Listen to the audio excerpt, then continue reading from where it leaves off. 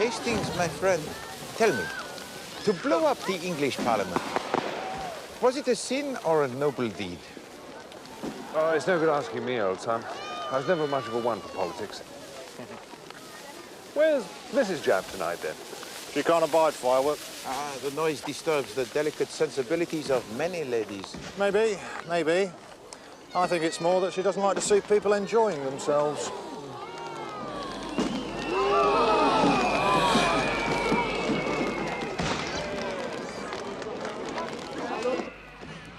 Tell you what, though, what a good night for a murder, eh?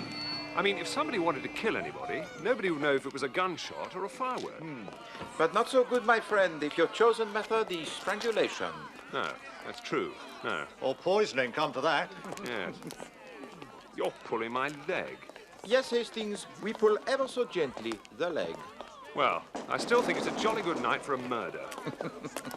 Anyway, I'm going to leave you here. This is where I garage my car. Good night, Chief Inspector. Good night, Poirot.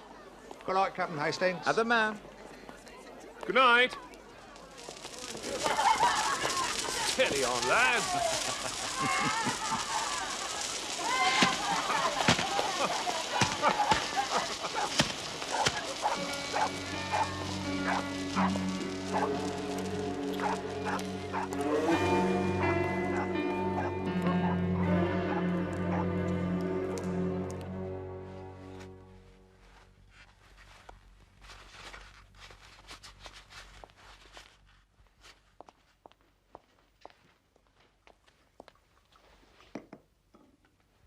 You won't forget your dental appointment at 11, will you, Mr. Poirot?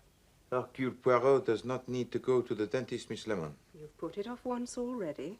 My teeth are perfection. It is sacrilege to tamper with them. But why do we not do something constructive about my collars, Miss Lemon? That laundry is in the pay of my enemies. Hercule Poirot's residence. Poirot, please. Oh, Japp here. yes. Chief Inspector Japp. He's here.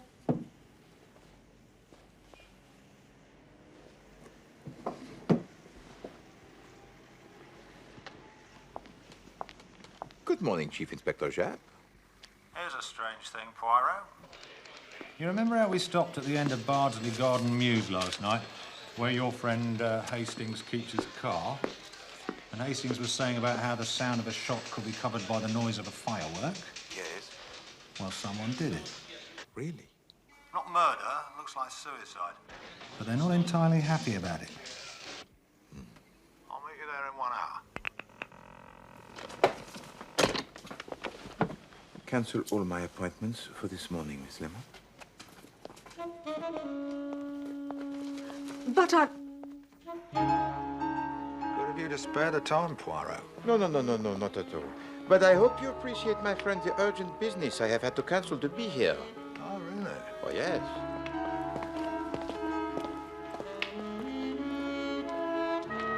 The dead woman is a Mrs. Allen. She shared the house with a friend, Miss Plenderleith, who is a professional photographer, or something along those lines. Miss Plenderleith was away in the country. But when she came home this morning, she finds her friend's door locked. She knocks and calls, but can't get any answer. In the end, she gets really alarmed and calls police. 10:45, our lads break the door down, and there's Mrs. Allen lying in a heap on the floor, shot through the head.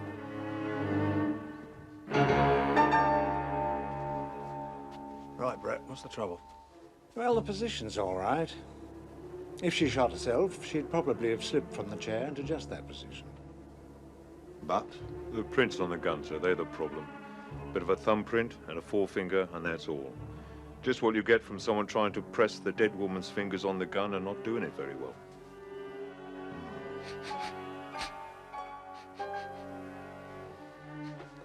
Gun in left hand, wound on the left side. Presumably she was left-handed. See, it looks as though she's holding the gun. But in fact, she isn't. It's just sort of lying in her hand. Anything else? Yeah, the window was closed and bolted, and the door was locked. We haven't been able to find the key. What's this then? notice something? Anything strike you? I was looking at the watch.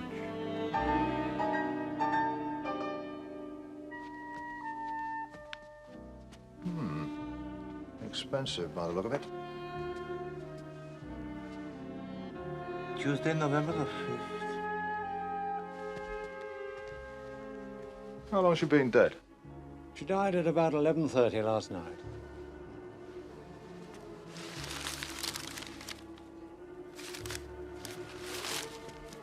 No sign of any note having been written. No. Seems to me all we've got to go on at the moment is the missing key. If the key was here, we wouldn't hesitate. Suicide, we'd say.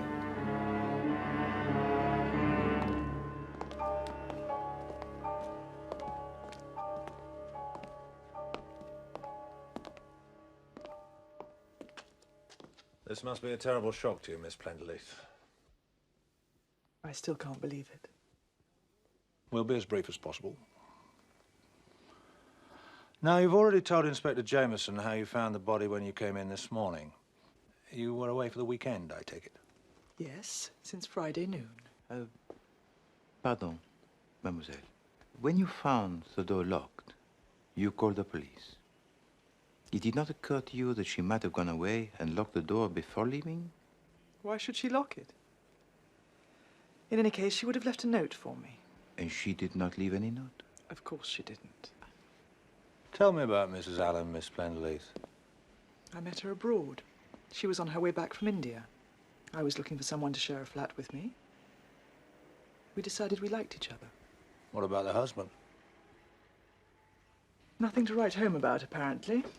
He drank, I think. Died a year or two after the marriage.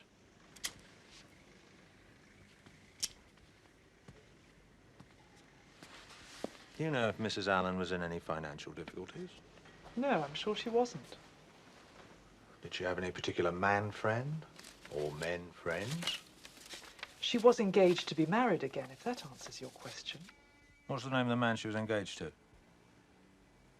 Oh, my God. I haven't told Charles. Who is Charles, miss? The man Barbara was engaged to. Charles Laverton West. He's MP for some place in Hampshire. I should have phoned him. We'll go round and see him. But there'd be no quarrel between them as far as you know. I'd be very surprised. Barbara wasn't the quarrelling kind. What is your own opinion of Monsieur Laverton West, mademoiselle? He's young, ambitious, a good public speaker, means to get on in the world. And on the debit side? Well, in my opinion, he's commonplace and rather pompous. Those are not very serious faults, mademoiselle. Oh, you don't think so? Well, they might be to you, but to Mrs. Allen, no. She would not notice them.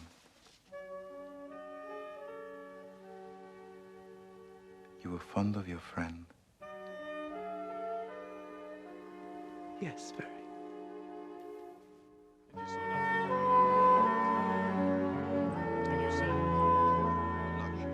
I know this must be upsetting for you, Miss Plenderleith, but there are just one or two more questions I'd like to ask you. Mrs. Allen was left-handed, wasn't she? Left-handed? No, I don't think so. No, I'm sure she wasn't. Really? You see, Mrs. Allen was shot in the left temple, and the gun was in her left hand. Didn't you notice that when you found the body? No, I didn't. It was so horrible, I didn't notice anything. That's understandable, miss. But it seems highly unlikely that a normally right-handed person would shoot themselves left-handed. Have you ever seen this before? No, It's not yours nor Mrs. Allen's? it's not the kind of thing normally worn by our sex, is it? Oh, so you recognize it? I don't recognize it. I recognize what it is, though. It's half of a man's cufflink. Hastings? Once we've got this filter screwed down good Hastings! tight, we can put the new oil in and she will run like a well-oiled clock. Hastings! Hello?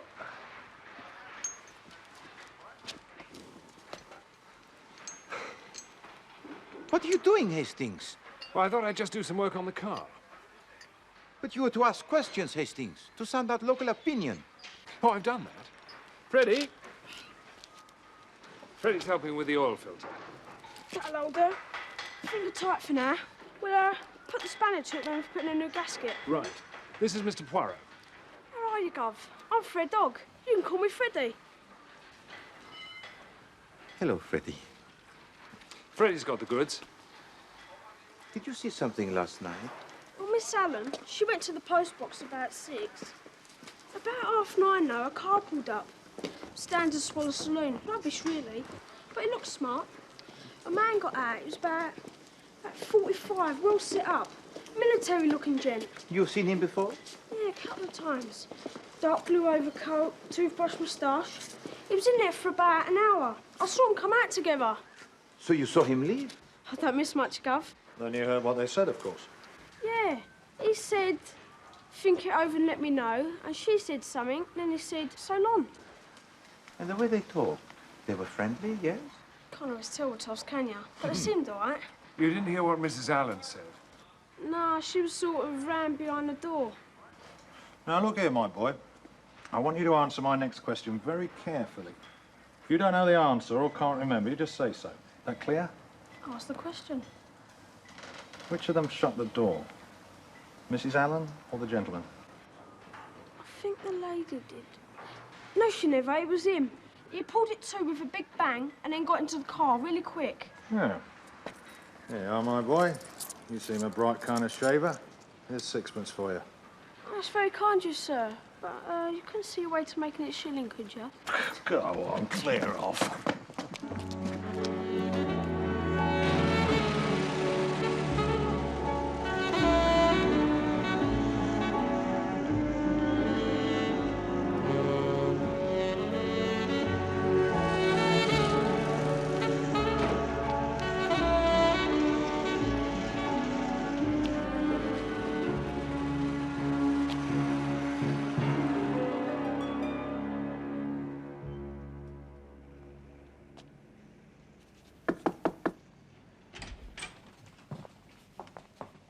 Chief Inspector Japp and Mr. Poirot, sir. Good day, gentlemen. To what do I owe this pleasure? No great pleasure, sir, I'm afraid. No? We brought some bad news. Go on. It's about Mrs. Allen, Mrs. Barbara Allen. What about her? Get on with it, man. She's dead, sir. Dead? I don't believe it. What's happened? Apparently suicide, sir. Was there anything worrying Mrs. Allen, do you know? No, not a thing. We were engaged to be married. Yes, quite so. I can't believe it. Dead. How? Shot, sir. Shot.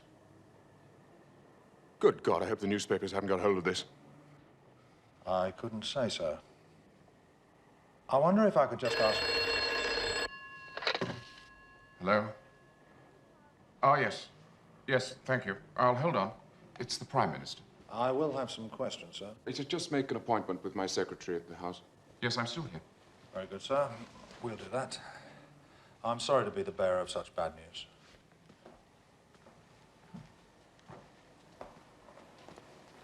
Pardon, monsieur.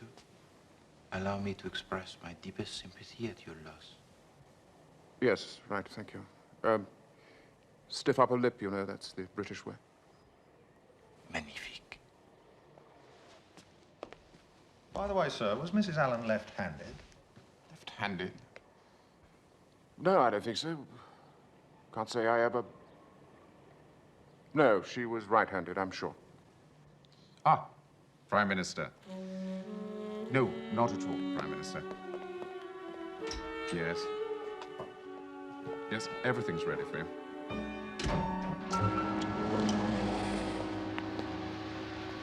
What a stuffed fish.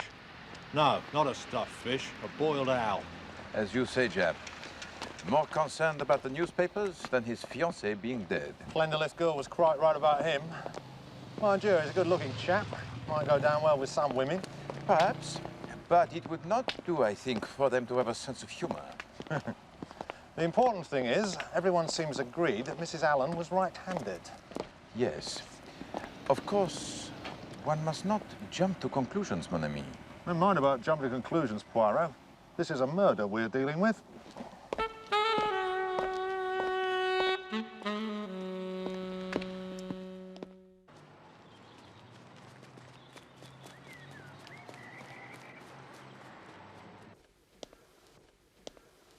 To the Bulldog Breed Laundry.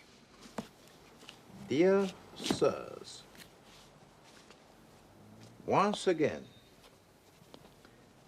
I am obliged to communicate to you the dissatisfaction I have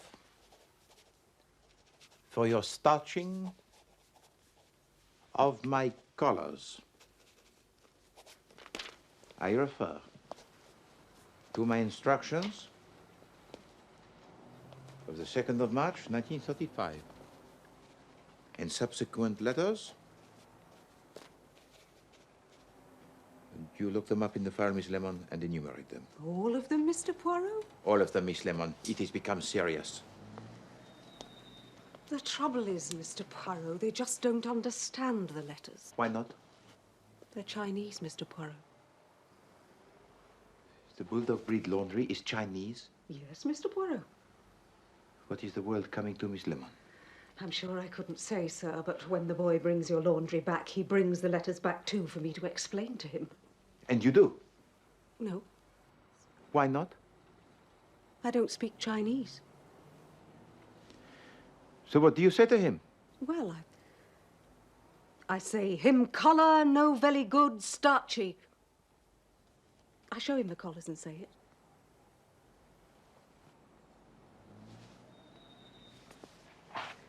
Hastings, my friend, you spent some years in China, did you not? No, absolutely. Fine fellows, fine fellows. Did you ever have any trouble with your laundry? Yes, I did, as a matter of fact. And what did you say to them? Well, I said, him collar no very good starchy.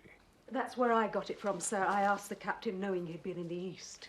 But Hastings, my collars, they do not get any better. No, mine didn't either, now I come to think about it. Miss Lemon.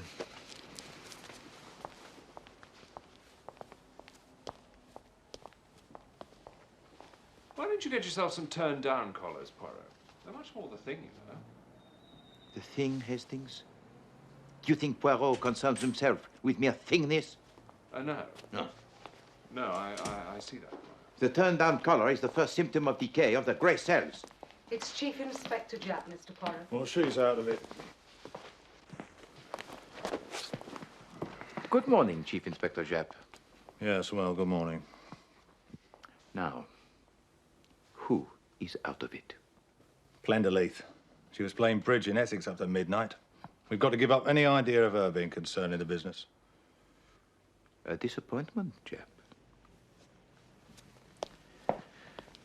You are still convinced we are dealing here with a murder? No doubts about it. Something I've been meaning to ask you, Poirot. What was that you were sniffing at in the room when we first examined the body? Sniff, sniff, sniff. You got a cold, have you? No. I always thought the little grey cells were in your brain. Don't tell me your nose cells are superior to everyone else's, too. By no means. It was merely cigarette smoke. I didn't smell cigarette smoke. No more did I, my friend. There were 9 cigarette ends in the ashtray, 6 of them gaspers, 3 Turkish. Exactly. Your wonderful nose cells knew that without looking, I suppose. I assure you, my nose does not enter into the matter. My nose registered nothing. But the brain cells registered a lot. Well, there were certain indications. Did you not think so? Now, am I wrong? Or are we going to talk further with the beautiful Miss Plenderleith? Yes. You know, there was something missing from that room, Chief Inspector. But also something added, I think. You know what's worrying me, Poirot? Yes? Yes? What do you mean, yes? I saw you looking at Mrs. Allen's checkbook stubs yesterday. You're too clever for your own good, you are, Poirot. And you noticed, as I did, that Mrs. Allen drew out £200 in cash from her bank on Monday morning. And 3 months ago, on the 6th of August, another 200. Truly? Truly. And there's no £200 in this house that my lads could find. I'm afraid, Miss Plenderleith, that we are no longer treating this as a case of suicide. Suicide? You see, being as how your friend was in no way, shape, or form likely to commit suicide, we have to consider the alternative, murder. Murder? Are you sure? How horrible. Horrible, perhaps, mademoiselle. But impossible? I suppose it's possible. And if there was a murder, there would have to be a motive. Ask me any questions you like. But I don't see how I can help you. On Monday night, Mrs. Allen had a visitor. He's described as a man of 45, military bearing, toothbrush moustache, smartly dressed and driving a standard Swallow Saloon car. Do you know who that is? Sounds like Major Eustace. Who's Major Eustace? He was a man Barbara had known in India. He turned up about a year ago, and we've seen him on and off since. He was a friend of Mrs. Allen's. He behaved like one. Would it surprise you, Miss Plenderleith, if I suggested that this man was blackmailing Mrs. Allen? Of course. So that was it. Of course. You find the suggestion feasible, mademoiselle? I was a fool not to think of it. I wish she'd told me. I'd have told him to go to the devil. But he might have gone, might he not, to Monsieur Laverton West? Yes. Yes, that's true. Which room do you think Mrs. Allen would have received her visitor in? Oh, probably in here. On the other hand, if she wanted to write a cheque or anything of that kind, she'd probably take him upstairs. There was no question of a cheque. Mrs. Allen drew out £200 in cash on Monday. So far, we've not been able to find any trace of it in the house. But I'd like to have just one more look round, if I may. Look anywhere you like. Thank you.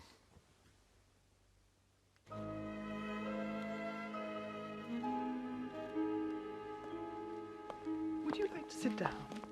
Thank you.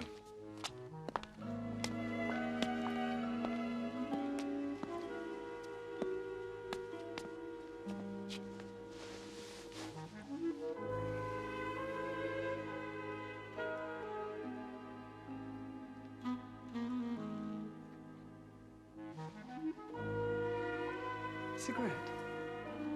You are most kind.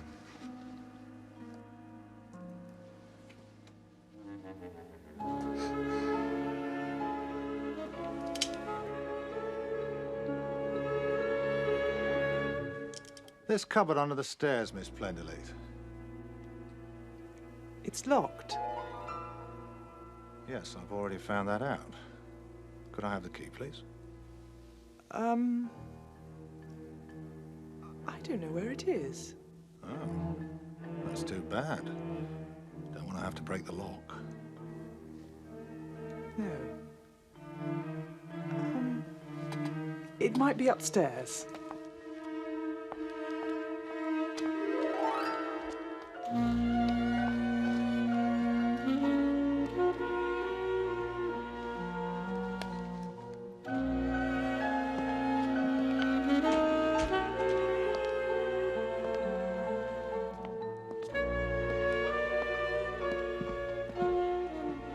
I managed to find it. Good.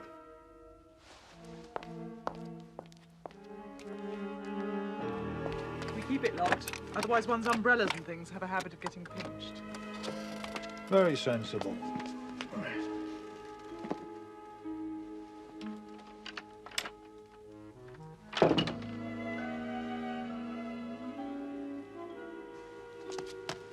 That's mine.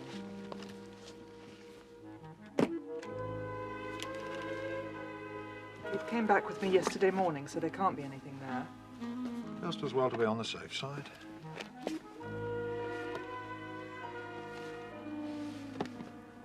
Nothing much there. No, well, there couldn't have been, could there?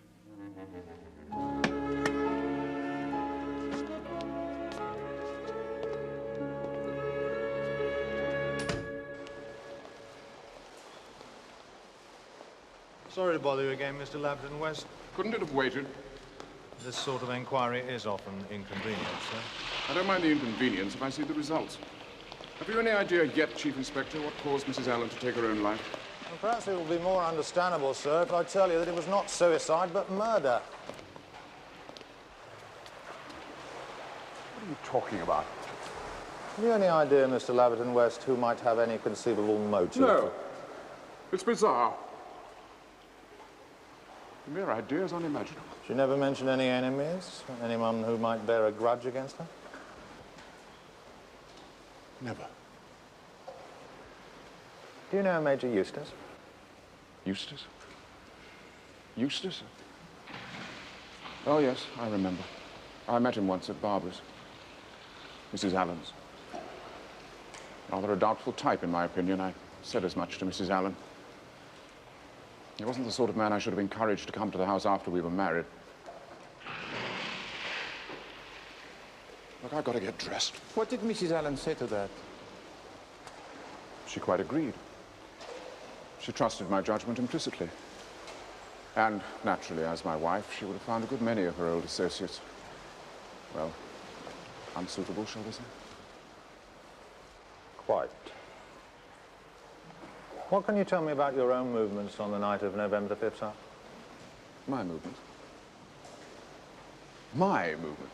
Purely a matter of routine, sir. We have to ask everybody. I should have thought a man in my position might have been exempt. It doesn't work quite like that, sir. Very well. Let me see. I was at the House of Commons. Left about 10:30, went for a walk along the embankment. Watched some of the fireworks. Lucky there aren't any plots like that nowadays. Then I walked home. What time did you arrive? Somewhere about 11:15, 11:30. Perhaps someone let you in? No. Did you meet anyone whilst walking? No.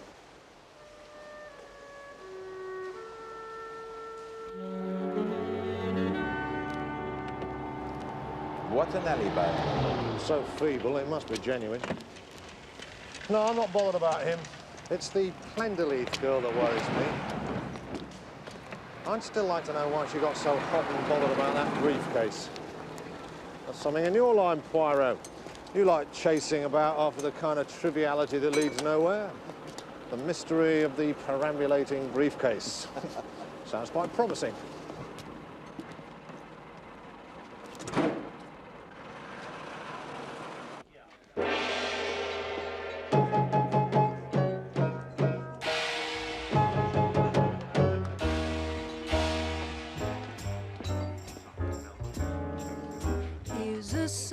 Tantalizing ditty, the tune is catchy and the words are witty.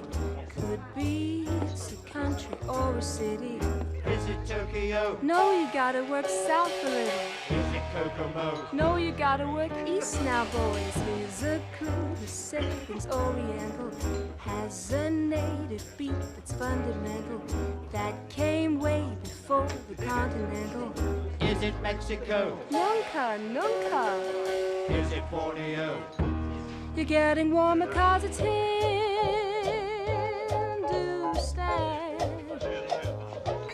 Where we stop to rest our tired caravan.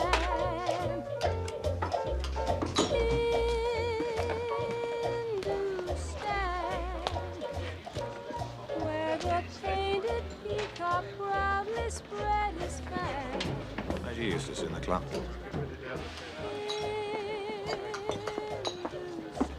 Major Eustace. Yes? Chief Inspector Japp, Scotland Yard. Oh, yes? Drink. No, thank you, sir. Might we have a word?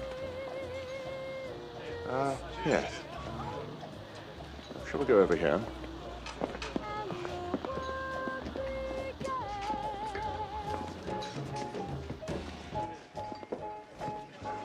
Well. Think of you. Not often I get honored by a big gun like a chief inspector. No, thank you. Huh?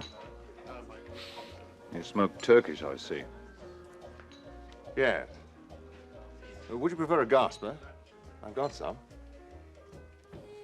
Somewhere. No, this'll do fine. Thanks. I think you knew Mrs. Barbara Allen, Major Eustace. Ah, yes.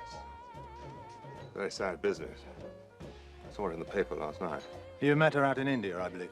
Yes. That's some years ago now. Did you also know her husband? No, as a matter of fact, I never came across Alan. But you know something about it. I heard he was by way of being a bad hat. Of course, that was only hearsay. Mrs. Allen never spoke about it. Never.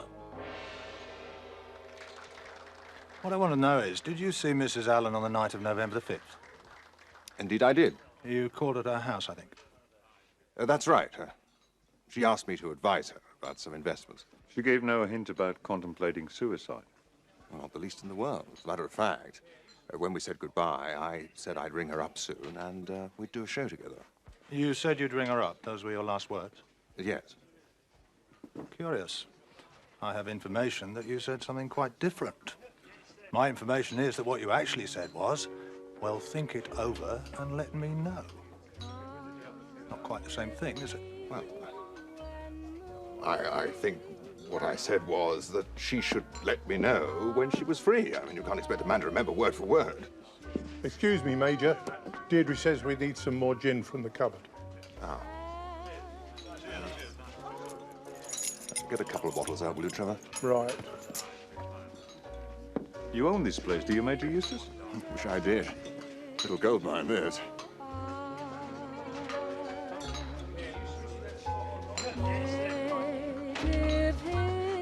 You say that Mrs. Allen asked you to advise her about investments. Did she by any chance entrust you with a sum of £200? What the devil do you mean by that? Well, Mrs. Allen drew out the sum of £200 in cash from her bank.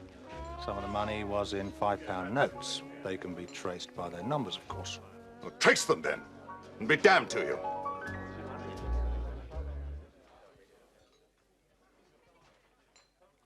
Trace them. I don't care. Was the money for investment, Major Eustace, or was it blackmail? That's a preposterous suggestion. How dare you? Look, what happened was this. I went round to the house. I mean, I telephoned first. What time did you get there? About 9:30.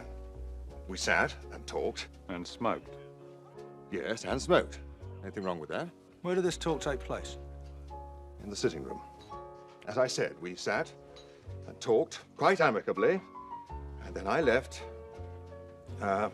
just before about 10:30. You stayed in the sitting room throughout your visit? Yes. You didn't go upstairs to Mrs. Allen's own room? No. Could I just look at your cufflinks, Major Eustace? Cufflinks? You can refuse if you wish, of course. I've got nothing to hide.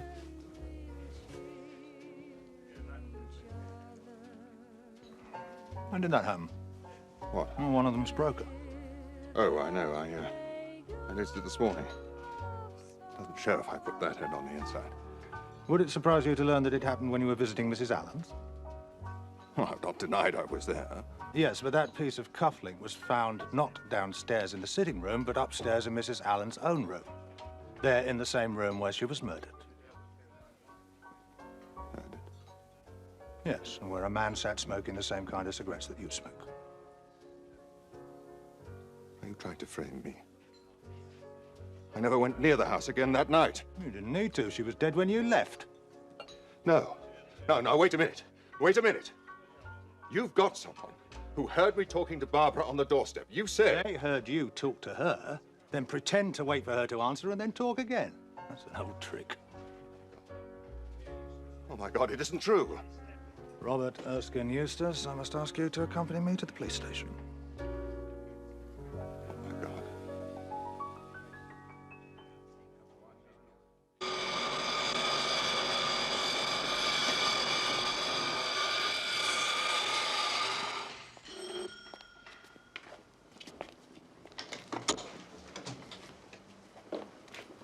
Oh, hello.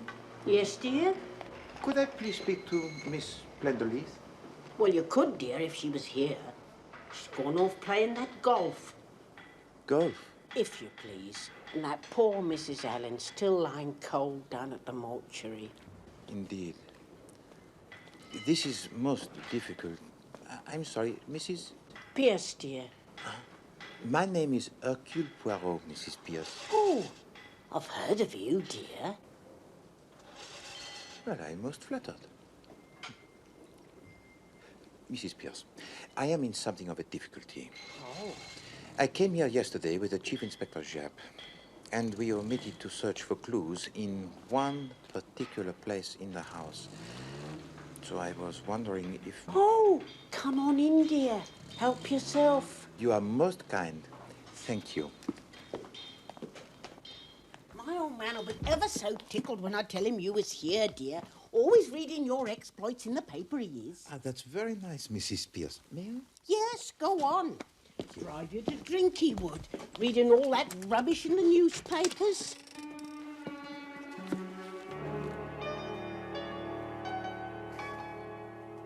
Mrs. Pierce, where does Miss Plenderleith go to play the golf?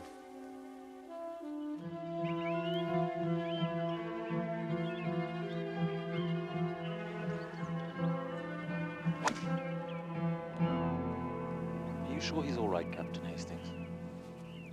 The name of Poirot is feared on golf courses all over the continent. You don't happen to have a handicap certificate on you, do you, sir? No, I'm fine. Now, there should be a little hole somewhere, and I have to push the ball into it. You see that flag there? No. In front of the big tree, a little patch of red. Ah, yes, good. That's where the little hole is. No. Won't keep you a moment. Now, all you have to do is hit it with that.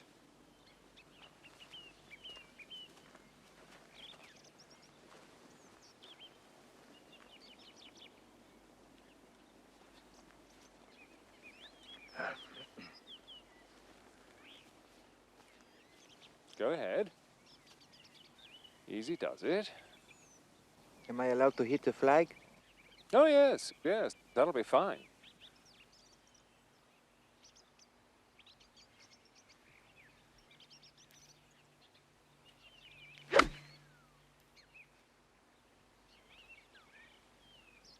No, it will not hit the flag, I think. Oh. Bad luck. Hastings, how will we ever catch up with Miss Plenderleith if you take so many hits each time? Well, we can't. She started out an hour and a half ago. We might see her coming back on one of the parallel holes. I do wish you'd stop rummaging around in the dustbins. Ha. Not another one. Number 3, Hastings. Someone's having a bad day. People do break clubs, you know. Well, 3 clubs in 3 holes? Well, what then? Well, Miss Plenderleith is getting rid of some golf clubs in a place where she thought they would never be noticed.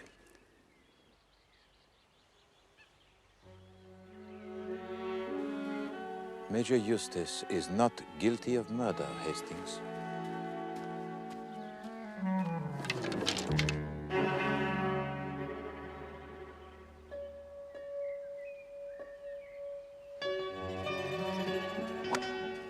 Lost your ball again, Poirot? Shh.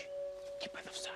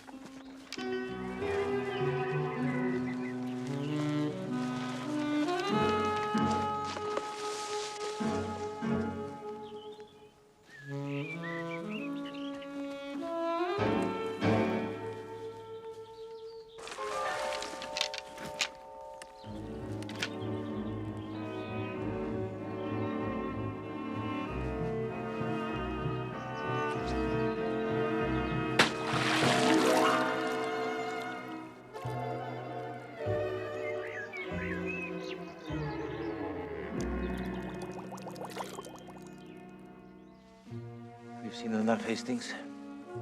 I must regretfully abandon our most interesting game and go and telephone the Chief Inspector Japp.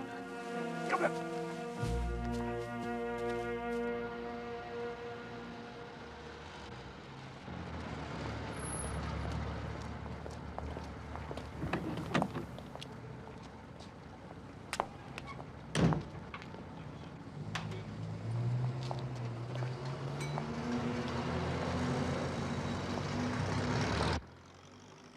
Why?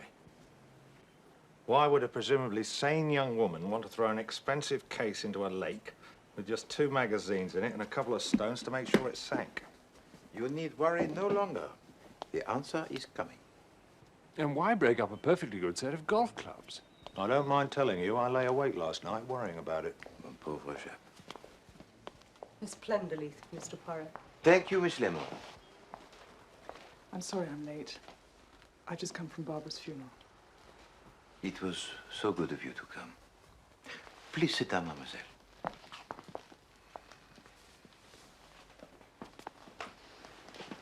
I have certain news to give you. I read it in the papers. Major Eustace has been arrested. It was murder, then? Oh, yes. The willful destruction of one human being by another human being. And now, mademoiselle, I'm going to tell you just how I arrived at the truth in this matter. He has his methods. I humor him, you know. To begin with, there was the smell of the cigarette smoke. Which I didn't smell. Precisely. And yet the ashtray had in it no fewer than the stubs of 9 cigarettes. So it was odd, eh? Very odd that the room should smell as it did. Perfectly fresh. Oh, so that's what you were getting at. The next thing that attracted my attention was the wristwatch worn by the dead woman. What about it? It was worn on the right wrist. Now, in my experience, it is more usual for the wristwatch to be worn on the left wrist. But now, my friends, I come to the writing bureau. Yes, I thought we'd come to that. Yeah, the blotting pad had on top a clean, untouched piece of blotting paper. The sheet was clean because Barbara hadn't written any letters that day. Yes, she had. Freddie saw her post some letters at 6 o'clock. Well done, Hastings. So what then happened to the piece of paper on which she had blotted her letters? But there was a second curious detail about the writing desk. Perhaps you, Japp, can remember the arrangement of it. Allow me.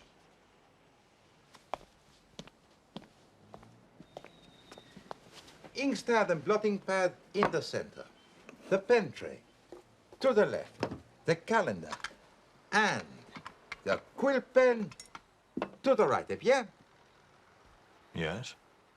Ah, you do not see. The pens for use were in the pen tray on the left. Is it not more usual to find the pen tray on the right, more convenient for the right hand? So, I made myself a picture, Japp. A picture of Miss Plenderleith arriving home after the weekend. A picture of Miss Plenderleith opening the door and finding her friend lying dead with a pistol clasped in her hand. Barbara? Her left hand, naturally, since her friend was left-handed. In spite of everything Miss Plenderleith has done to convince us that her friend was right-handed. There is also a note addressed to you, mademoiselle. It was, I fancy, a very moving letter about a young, gentle, unhappy woman driven by blackmail to take her own life. I think almost at once the idea flashed into your head. Let him be punished. You take up the note and the top sheet of blotting paper. Then you go downstairs and light the fire and drop both into the flames.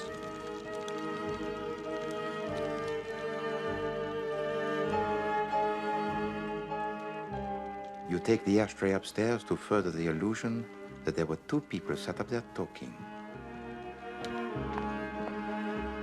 You also have a lucky break. You discover a fragment of Major Eustace's cufflink in the sitting room. You take that upstairs too. You expect that to clinch the matter.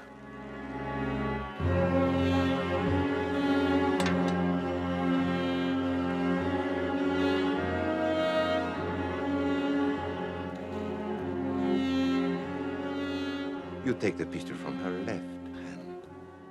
You wipe it clean and put it back in her left hand. You bolt the window and lock the door. There must be no suspicion that you have tampered with a room.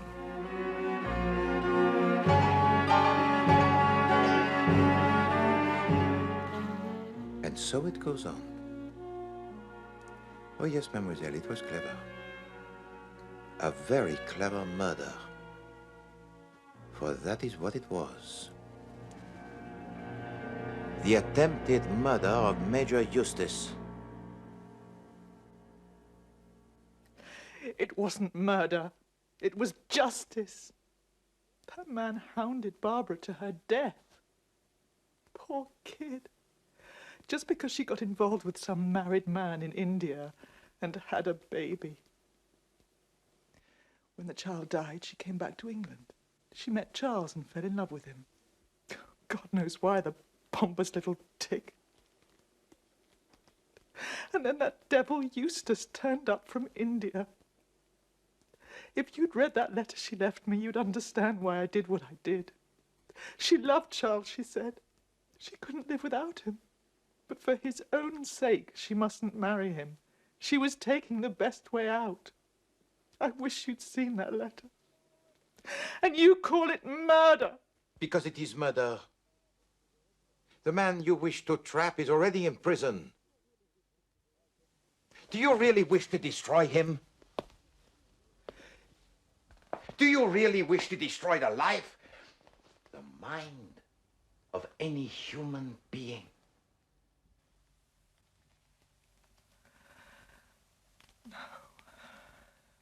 No, I don't. I wish I did. But I don't.